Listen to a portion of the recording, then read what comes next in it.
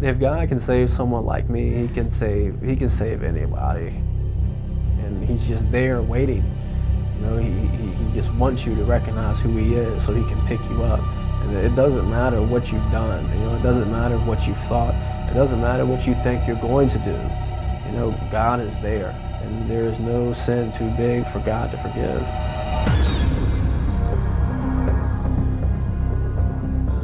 My name's Douglas William Doggett III. I'm a Christian. I work at Tidewater Community College as an admissions specialist. I go to Old Dominion University for a bachelor's degree in business analytics. Throughout my entire life, God has worked. I mean, my entire life I should have been killed several times. At the point of my salvation, I was incarcerated at St. Bride's Correctional Center, and God used a brother in Christ to draw me to Him. During that time, when I was incarcerated, before I was saved, I was affiliated with a gang at that time. The night I go get baptized, I want to confess Christ. I want to be with Christ. It just so happens that one of the head members of the gang I was affiliated with went to church that night, and he had never been before. Coming back to the pod where we stayed at, me and a couple brothers in Christ sit down at the table and we're just fellowshipping. And this brother came to me and he sat down at the table, and the gang member asked me, "Does this mean you drop your flag?" Because I was baptized. I picked up the Bible. I said, "I will live for this word and I will die for this word." He asked me 2 more times, "Does this mean you drop your flag?" And I said the same thing, "I will live for this word and I will die for this word." Then he got mad and he proceeded to get up and get fellow affiliates to pretty much come and jump me or do whatever it is they were going to do to me.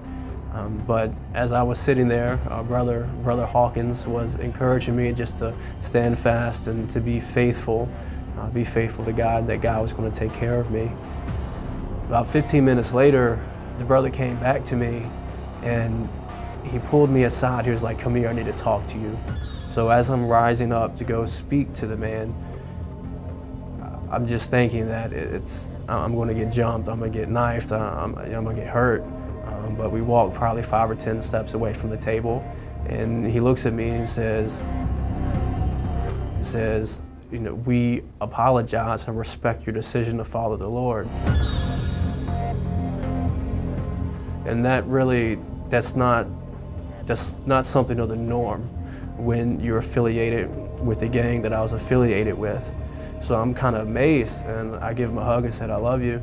And I go back to the table, and as I sit down at the table, Brother Hawkins, he pulled out Proverbs 16:7, and it says, "When a man's ways are well pleased in the sight of the Lord, he makes even his enemies to be at peace with him." And at that time, just every thought, every emotion, every goal, everything of who I was just compelled to Christ. And there was no denying Him, and I knew at that moment I would never deny Him. And that's how I knew I was saved. And my name is Douglas Doggett III. I'm a Christian.